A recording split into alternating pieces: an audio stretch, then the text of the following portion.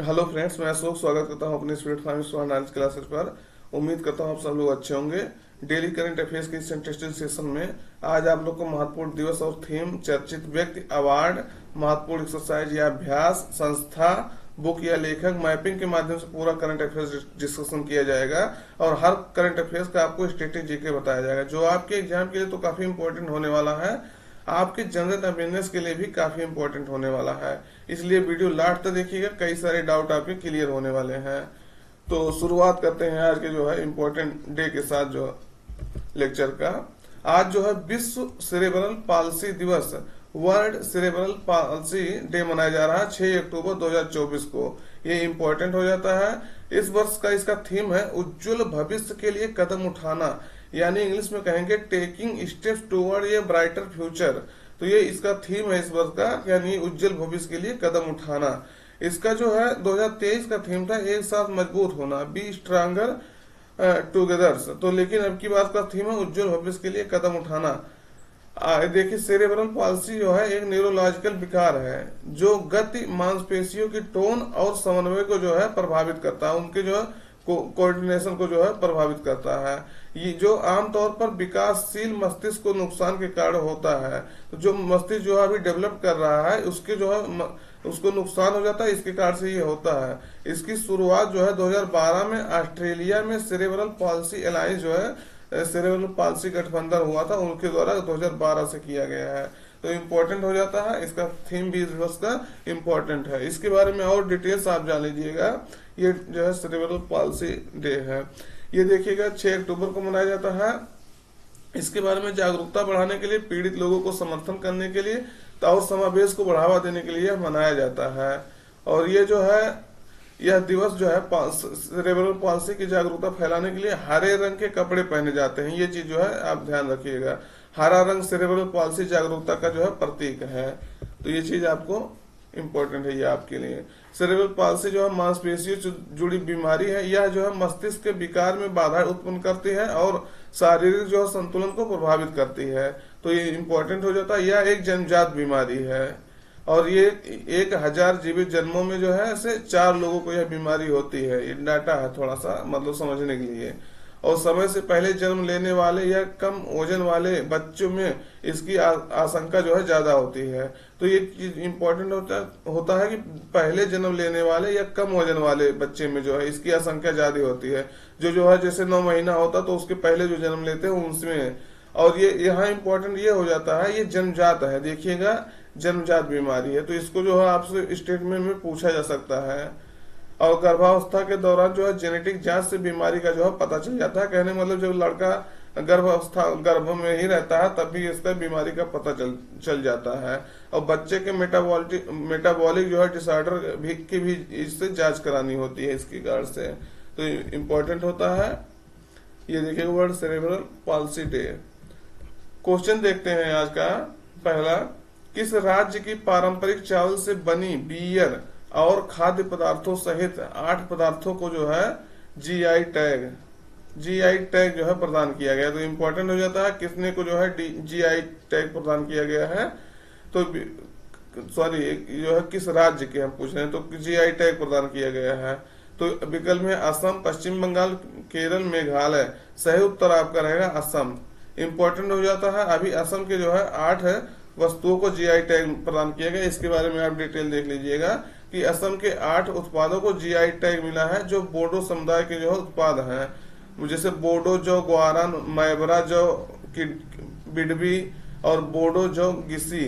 तो ये rice beer variant के जो है पदार्थ हैं। जैसे जो अतिथि वगैरह आते हैं तो इसी से उनका स्वागत किया जाता है ये बना करके।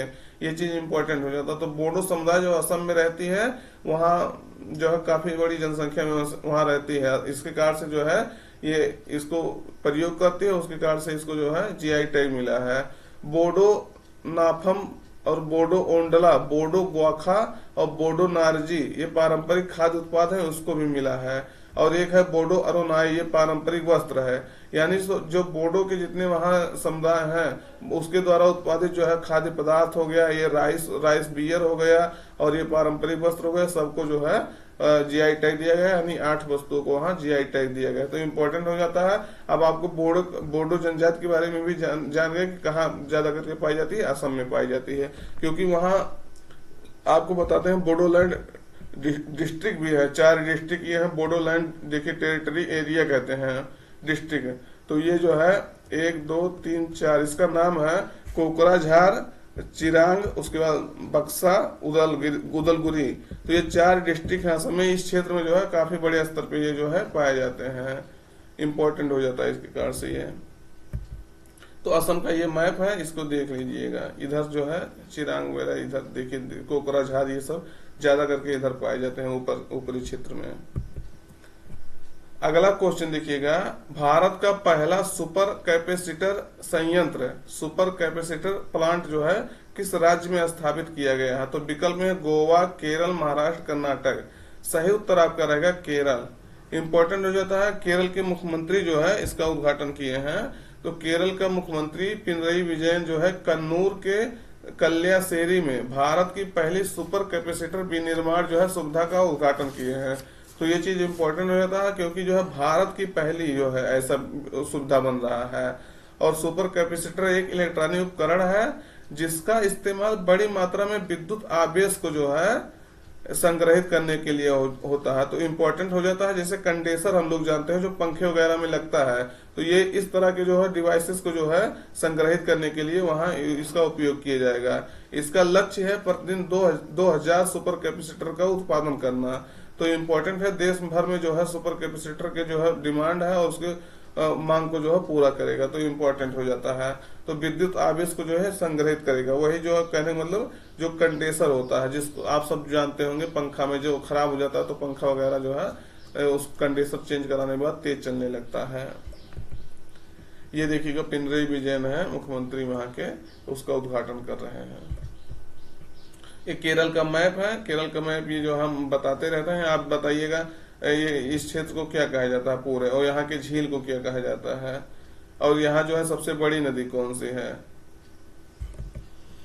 अगला क्वेश्चन देखिएगा, एशियाई विकास bank ADB, Asian development bank ने जो है किस राज्य में सतत पर्यटन को यानी सस्टेनेबल टूरिज्म को बढ़ावा देने के लिए 162 मिलियन डॉलर का जो है ऋण दिया है? तो विकल्प में है हिमाचल प्रदेश, उत्तर प्रदेश, उत्तराखंड, जम्मू कश्मीर। सही उत्तर आपका रहेगा हिमाचल प्रदेश। हिमाचल प्रदेश में जो है सस्टेनेबल टूरिज्म को बढ़ावा देने के लिए एशियाई विकास बैंक ने जो है 162 मिलियन डॉलर का जो है ऋण दिया है। तो उसके कारण से ये इम्पोर्टेंट हो जाता है, ये न्यूज में चल रहा था। तो एशियन डेवलपमेंट बैंक के बारे में थोड़ा सा जान लीजिए। इसका एशियन डेवलपमेंट बैंक का स्थापना जो है 1966 में हुआ था। मनीला में इसका हेडक्वार्टर है, मनीला मतलब फिलीपींस में। ये चीज आपसे कई बार क्वेश्चन पूछा गया, इसको जो है आप हमेशा याद रखिएगा, ये क्वेश्चन जो है बहुत पूछता है। और इसका जो है सदस्य देखेंगे, सदस्य कितने हैं, 68 सदस्य हैं इसके, और एशिया और पैसिफिक वाले क्षेत्र से इसके सदस्य हैं। तो इसे एक इस तरह से क्वेश्चन ये भी पूछा कि केवल एशिया के सदस्य हैं, तो एशिया में 49-50 देश ही सिर्फ हैं, तो कैसे 68 सदस्य पूरा जो है एशिया से सिर्फ हो जाएंगे। तो वही चीज मतलब याद रखना है कि खाली एशिया से नहीं है, आउट ऑफ एशिया भी हैं सदस्य इसके। और 1966 तो आप रटे रहिएगा, और मनीला इसका हेडक्वार्टर, इसको भी क्वेश्चन पूछा गया है कई बार। अगला है, ब्रिटेन जो है किस द्वीप समूह को मॉरिशस को देने के लिए जो है सहमत हो गया है? तो इम्पोर्टेंट हो जाता है, यहाँ के प्रधानमंत्री और ब्रिटेन के, मॉरिशस और ब्रिटेन के प्रधानमंत्री के बीच में जो है समझौता हुआ है कि जो है ब्रिटेन जो है मॉरिशस को कौन सा द्वीप दे देगा। तो विकल्प में चागोस द्वीप समूह, रियूनियन द्वीप समूह, सेंट पॉल द्वीप समूह, कोकोस द्वीप समूह। तो सही उत्तर आपका रहेगा पहला, चागोस द्वीप समूह को जो है ब्रिटेन अभी इसको मॉरिशस को दे देगा। तो ये इम्पोर्टेंट हो जाता है। ब्रिटेन जो है जान ही रहे हैं पूरे विश्व में जो है किस तरह से अपना जो कॉलोनी बसाया था, तो इसको भी जो है अभी तक वो कब्जा किया था। ये मॉरिशस के पास में चागोस द्वीप समूह है, लेकिन तो जो है ये अब समझौते में कहा गया, क्योंकि इंटरनेशनल कोर्ट में जो है मॉरिशस का ही जीत हुआ था इस पे, तो उसके कारण से भी जो है ये इसको देना पड़ा मजबूरी में, कह लीजिए। वो तैयार नहीं था लेकिन समझौता वगैरह हुआ तो दिया। तो ये मॉरिशस है, मॉरिशस की राजधानी पोर्ट लुइस है। तो इम्पोर्टेंट हो जाता है इसके बारे में। तो इसका ही द्वीप क्या है, इसका ही द्वीप क्या है, चागोस द्वीप समूह। चागोस द्वीप समूह और डिएगो गार्सिया द्वीप समूह दोनों को जो है देने के लिए किया है। तो यूके के पीएम जो है अभी कीर स्टारमर के बारे में कई बार आपको बताए थे। तो कीर स्टारमर है यूके के, कीर स्टारमर, तो इनके बीच में समझौता हुआ है। और प्लस जो है मॉरिशस के पीएम है प्रविंद जगन्नाथ है, प्रविंद जगन्नाथ के बारे में भी बताया गया कई बार। तो इनके बारे में भी दोनों लोग के बीच में जो है समझौता हुआ, तो उसके तहत ये जो है द्वीप समूह उसको देंगे मॉरिशस को। ये देखिएगा मॉरिशस यहाँ मेडागास्कर के पैरेलल में लगभग है, तो इम्पोर्टेंट हो जाता है। ये भूमध्य रेखा के जो है आसपास स्थित है, यानी इसको आप याद रखिएगा। इधर कर्क रेखा इधर ऊपर हो गया, इंडिया से जा रहा है, इधर जो है विषुवत रेखा, इधर मकर रेखा, तो इसके बीच में जो है ये कहीं स्थित है, इसके नीचे मकर रेखा के। क्वेश्चन ये आपसे पूछा जा सकता है, क्योंकि जो है क्वेश्चन इस तरह से पूछा गया है।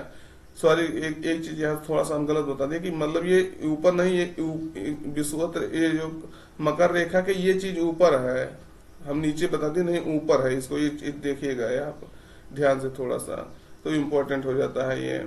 यहाँ जो है मेडागास्कर के पैरेलल में है, देखिए ये पोर्ट लुइस उसकी राजधानी है, तो वो इसके ऊपर जस्ट है, ना कि नीचे है, ये चीज आप याद रखिएगा। ये देखिएगा चागोस आर्कियोपेलागो जो है यहाँ है, और यहाँ यहीं कहीं जो है डिएगो गार्सिया है, तो वो दोनों द्वीप जो है देगा, इंपॉर्टेंट हो जाता है। इसको जो है लोकेशन इस तरह से आप देखा करिएगा। तो हिंद महासागर में स्थित जो है ये क्षेत्र है, और इसको जो है पोर्ट ये मॉरिशस को ये देगा चागोस आर्कियोपेलागो को, द्वीप समूह को, चागोस द्वीप समूह को। तो यहाँ भी इसके बारे में आपको मैप में मेडागास्कर के पैरेलल में है। अगला है देखिएगा 12वां अंतर्राष्ट्रीय फिल्म महोत्सव और पर्यावरण एवं वन्य जीवन पर जो है फोरम 2024 का आयोजन कहाँ किया गया। इंपॉर्टेंट हो जाता है, विकल्प में मुंबई, नई दिल्ली, हैदराबाद, पणजी। तो कहाँ किया गया, सही उत्तर आपका रहेगा नई दिल्ली में इसका उद्घाटन किया गया। इंपॉर्टेंट हो जाता है, इसके बारे में जानिएगा कि यह महोत्सव जो है पर्यावरणीय मुद्दों के बारे में जागरूकता बढ़ाने के लिए आयोजित किया जाता है। तो इम्पोर्टेंट हो जाता है, इसका आयोजन जो 3 से 5 अक्टूबर तक जो है नई दिल्ली में हुआ। तो आपसे नई दिल्ली बता ही दी है, तो इसके बारे में जानिएगा क्यों होता है, तो पर्यावरणीय मुद्दों के बारे में जागरूकता फैलाने के लिए। अगला है भारत अंतर्राष्ट्रीय विज्ञान महोत्सव यानी इंडिया इंटरनेशनल साइंस फेस्टिवल के 10वें संस्करण का आयोजन जो है कहाँ किया जाएगा। तो ये चीज आपका इंपॉर्टेंट हो जाता है, कहाँ किया जाएगा। विकल्प में है गुवाहाटी, मुंबई, हैदराबाद, लखनऊ। तो सही उत्तर आपका रहेगा गुवाहाटी। तो क्या ये गुवाहाटी किसी देश की, किसी राज्य की राजधानी है, आप कमेंट करके बताइएगा। क्योंकि जो है किसी राज्य का जो बड़ा शहर है या बड़ा जो है राजधानी है, हम ये नहीं बताएंगे। तो आप बताइएगा किस देश की जो है, किस राज्य की जो है राजधानी है या नहीं है किसी राज्य का। वैसे आपको बताना पड़ेगा मजबूरी में पढ़ाने के लिए, क्योंकि जो है यहाँ भी अभी बताते हैं आपको। तो IISF का जो आयोजन 30 नवंबर से जो है 3 दिसंबर 2024 तक जो है असम की गुवाहाटी में किया जाएगा। तो कहाँ किया जाएगा, असम के गुवाहाटी में। इसका उद्देश्य क्या है, विज्ञान का प्रसार करना, नवाचार को बढ़ावा देना, सामाजिक जागरूकता फैलाना, ये सब इसके उद्देश्य के तहत इसको जो है अंतर्राष्ट्रीय विज्ञान महोत्सव, भारत अंतर्राष्ट्रीय विज्ञान महोत्सव का आयोजन किया जाता है। इम्पोर्टेंट हो जाता है। तो ये देखिएगा, ये जो है क्या है आपका असम का पूरा मैप है। तो इसके आसपास जितने जो है राज्य असम से सीमा साझा करते हैं वो देख लीजिएगा। इधर नागालैंड है, इधर अरुणाचल प्रदेश है ही है आपका, भूटान देश से सीमा साझा करता है, इधर बांग्लादेश से सीमा साझा करता है, इधर मेघालय हो गया, इधर त्रिपुरा, मेघालय और मणिपुर। तो इम्पोर्टेंट हो जाता है, इधर देख लीजिएगा सब मतलब कितने कितने राज्यों से सीमा साझा करता है। और ये पश्चिम बंगाल तो है ही है अपना। और ये आपको इसलिए बताना पड़ रहा है, देखिए असम की राजधानी जो है दिसपुर है, लेकिन आप हमेशा जो है गुवाहाटी इसके बगल में यहाँ है, तो गुवाहाटी के बारे में आप हमेशा न्यूज में देखेंगे, लेकिन इसकी राजधानी दिसपुर है। ये चीज आप हमेशा याद रखिएगा, क्योंकि जो है बड़े बड़े एग्जाम में क्वेश्चन इसको पूछा गया कि कई लोग इसमें कंफ्यूज होते हैं कि गुवाहाटी इसकी राजधानी है, लेकिन नहीं। अगला है देखिए, पाकिस्तान में होने वाले SCO की council of heads of government की जो है बैठक में भारत से कौन जो है शामिल होगा। तो विकल्प में नरेंद्र मोदी, द्रौपदी मुर्मू, राजनाथ सिंह, S जयशंकर। तो सही उत्तर आपका रहेगा विदेश मंत्री S जयशंकर जो है भारत के, ये इसमें शामिल होंगे। तो इम्पोर्टेंट हो जाता है, जब इसमें डिसाइड हुआ था कि हाँ पाकिस्तान में एससीओ की काउंसिल ऑफ हेड्स का जो आप गवर्नमेंट का मीटिंग होने वाला है, तो यही चर्चा चल रहा था न्यूज में पूरे की, मतलब भारत का जाएगा कि नहीं जाएगा, कि पीएम मोदी वहां भाग लेंगे कि नहीं लेंगे। तो ये जो है किसी पिछले 9 साल में किसी मंत्री का जो है पहला दौरा होगा भारत का, क्योंकि आप सब जानते होंगे आतंकवाद के मुद्दे पर जो है भारत और पाकिस्तान के बीच में जो है कितना जो है तनातनी रहती है। और भारत ये हमेशा कह चुका है कि भारत अब पाकिस्तान से बात सिर्फ जो है आतंकवाद के मुद्दे पर होगी, कि अगर वो आतंकवाद को जो है खत्म करने के लिए बात करेगा तभी हम बात करेंगे, नहीं तो बात नहीं करेंगे। इसीलिए जो है भारत और पाकिस्तान के बीच में जो है काफी तलखी थी और बातचीत नहीं हो रहा था। तो ये देखिएगा, भारत के जो है विदेश मंत्री एस जयशंकर इस्लामाबाद में इसको आयोजित किया जा रहा है। एससीओ जो है कि council of heads of government की बैठक में 15 से 16 अक्टूबर 2024 को भाग लेंगे। और एससीओ के बारे में जानिएगा, एससीओ जो है 2001 में स्थापित किया गया था। इसके पहले वो S5 था 1999 के आसपास। तो लेकिन ये 2001 में जो अपने एससीओ रूप में आया था। हेड्स का हेडक्वार्टर जो है बीजिंग में है। तो इम्पोर्टेंट हो जाता है चीन के बीजिंग में। पूछा गया कई, क्योंकि संघाई सहयोग संगठन है, लेकिन ये संघाई में नहीं है। ये चीज हमेशा यही पूछता है कि संघाई में है क्या इसका हेडक्वार्टर? नहीं। इसके सदस्य जो है इस समय कितने हो गए हैं, तो देखिए कौन कौन है। रूस, चीन, Kazakhstan, Tajikistan, Kyrgyzstan, Bharat, Uzbekistan, पता है? हाँ, उज्बेकिस्तान, पाकिस्तान, ईरान, बेलारूस। तो ये चीज इतना इसके देश हैं। तो कितने देश हो गए हैं इसके इस समय? 10 देश हैं। तो इम्पोर्टेंट हो जाता है। और ये अभी बेलारूस जो है 2024 में सबसे रिसेंटली इसका सदस्य बना। तो ये चीज आप याद रखिएगा, क्वेश्चन जो है पूछा जा सकता है। तो इसका 10वां सदस्य बना है, ये भी याद रखना है। दूसरे नंबर अभी हाल ही में सबसे पूछ सकता है ना कि हाल ही में कौन सा देश जो इसका सदस्य बना है एससीओ का? तब बेलारूस। इसके पहले जो है ईरान बना था। तो इम्पोर्टेंट हो जाता है। मंगोलिया जो है, मंगोलिया, और जो है अफगानिस्तान भी कहीं कहीं दिखता है। तो इसके जो है ऑब्जर्वर हैं, पर्यवेक्षक हैं। तो अफगानिस्तान और मंगोलिया इम्पोर्टेंट हो जाता है। 2024 में जो है कजाकिस्तान के अस्ताना में एससीओ का बैठक हुआ था। तो इम्पोर्टेंट, ये चीज आप पढ़े थे, इसको याद रखिएगा। इसके कितने सदस्य हैं, क्योंकि इसका भी जो है स्टेटिक पोर्शन बहुत इंपॉर्टेंट है, इसी से पूछा जाता है हमेशा क्वेश्चन। तो अगला देखिएगा, अंतरराष्ट्रीय ऊर्जा दक्षता हब IEEH किस संगठन का जो है पहल है, जिसमें भारत जो है शामिल हो गया, यानी भारत 17वें देश के रूप में शामिल हो गया, उसका 17वां सदस्य बन गया है। तो विकल्प में UNEP, united nation environment programme, WWF यानी world wide fund for nature, अंतरराष्ट्रीय ऊर्जा एजेंसी, जलवायु परिवर्तन पर अंतर सरकारी पैनल। तो कौन सा इसमें जो है इसका पहल है, किसका पहल है, इनिशिएटिव कौन जो है अंतरराष्ट्रीय ऊर्जा दक्षता हब के लिए इनिशिएटिव लिया है? तो सही उत्तर आपका रहेगा इंटरनेशनल एनर्जी एजेंसी, अंतरराष्ट्रीय ऊर्जा एजेंसी। इंपॉर्टेंट हो जाता है, क्वेश्चन पूछा जा सकता है। भारत जो है 17वां देश के रूप में इसके शामिल हुआ है। तो IEEH जो है एक वैश्विक मंच है जो दुनिया भर में सहयोग और ऊर्जा दक्षता को बढ़ावा देने के लिए समर्पित है। इसका उद्देश्य है देश को मिलकर ऊर्जा के क्षेत्र में काम करना और पर्यावरण की रक्षा करने के तरीकों को जो है खोजना। कैसे पर्यावरण की रक्षा की जा सकती है उसके बारे में तकनीक को और उसके तरीकों को खोजना है। और भारत इसका 17वां सदस्य बना है, आपसे बता दिए। तो इसमें Brazil, Canada, USA, European union, France जैसे देश जो है 17 देश कुल मिलकर करके इसके सदस्य हैं। ऑस्ट्रेलिया, अर्जेंटीना जैसे सदस्य इसके हैं। तो भारत इसका 17वां सदस्य बन गया है। ये चीज भी इम्पोर्टेंट है आपका। और ये चीज आपकी कल ही बता दी थी कि चार बायोगैस प्लांट यूनिट जो है कहाँ उद्घाटन करेंगे, तो असम में किए हैं। तो इसके बारे में कल आपको पूरा अगर पढ़ना, आज भी पढ़ना, तो गुवाहाटी, जोरहाट, शिवसागर, तिनसुकिया में इसका पीएम मोदी उद्घाटन किए थे, बताए थे। और ये भी बताया था कि किस राज्य में जो है बायो CNG प्लांट वाली पहली आधुनिक गौशाला का उद्घाटन किया गया। तो ये आपका मध्य प्रदेश के ग्वालियर में किया गया था। तो इम्पोर्टेंट है, इसका नाम था लाल टिपारा गौशाला। ये चीज इम्पोर्टेंट है। तो आज के लिए सेशन यहीं तक रखते हैं। संडे है, आप लोग थोड़ा इंटरेस्ट के साथ जो है मस्ती के साथ पढ़ाई पे भी अपना ध्यान रखिएगा, क्योंकि जो है आप नहीं पढ़ेंगे तो हर कोई अगला आदमी पढ़ेगा, तो आपका कॉम्पिटिटर आपसे आगे बढ़ेगा। तो आज के लिए इतना ही रखते हैं। अगर वीडियो में नए हैं तो चैनल को सब्सक्राइब कर लीजिएगा, अपने दोस्तों को भी शेयर कर दीजिएगा, जिससे उनको भी कई सारी नई जानकारी मिल सके। तो रखते हैं, आज के लिए इतना ही रखते हैं session. Till then take care.